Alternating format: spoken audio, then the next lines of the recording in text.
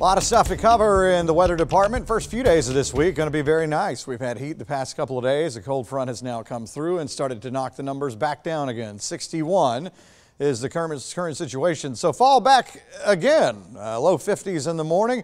And there's a look at the numbers. We are starting to see some upper 50s creep onto the map. Otherwise, it's mainly low 60s out there.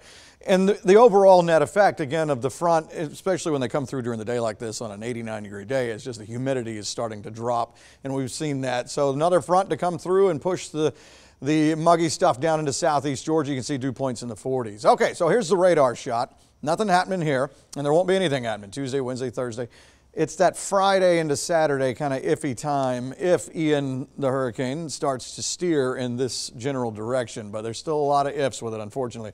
There's a storm here. All right, so let's get into first our local weather here, and then we'll kind of see where it all ties in with the tropical stuff. All right, now that front that came through, that's going to be a stalled situation, it appears, as we go through the next couple of days. Will there be any movement here? Is this going to be able to steer the hurricane away, kind of toward into Florida? Is it going to take a northeastward turn instead of coming up here? Or, you look at the GFS and Euro, it looks like it just kind of wants to punch through it and come on up here. So still some uncertainty with that, and I'll get to that in just a second, but I wanted to show you how we look here for the next couple of days. 50 plus in the morning. Tomorrow we'll say around 80 or so. Not bad.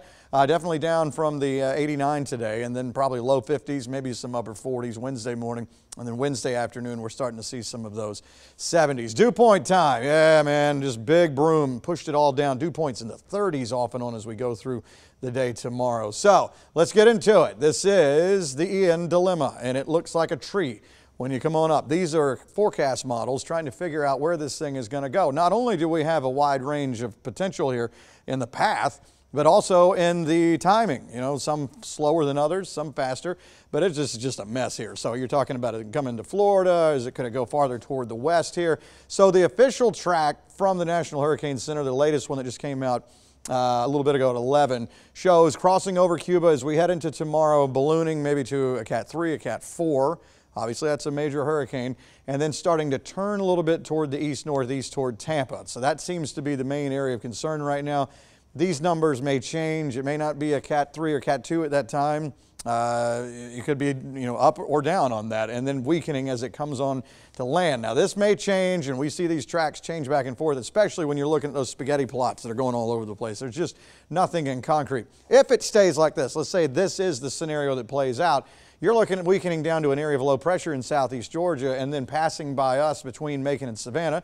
We're on the clean side of the storm, means you still get some rain, you still get some wind, but your severe threat, generally tropical tornadoes, stuff like that, usually going to be on this side of the eye there. So this would be the best scenario for us.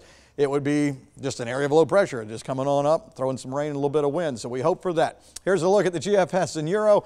They're showing it, as I said, kind of punching through and going straight up through here, and they're agreeing on this as we go through Friday into Saturday morning here. Now that's that one. Look at the graph model right here. And this one did pretty well last season. So let's take a look. This is tomorrow afternoon, tomorrow night, obviously well-defined storm. This one starts to turn right here, and each run continues to go more and more this way underneath Tampa and then cuts across through Florida like this. And if this comes true, we see almost nothing out of this if it starts to tail on off toward the north and east. So interesting to see how this is going to play out. The Hurricane Center track each time has continually shifted more toward the east there. So we'll see what it does tomorrow. There is nothing written in ink right now. So that tracking Ian is exactly that. We're tracking it. We don't know exactly how it's going to play just yet. I do know the next few days, though, are going to be nice.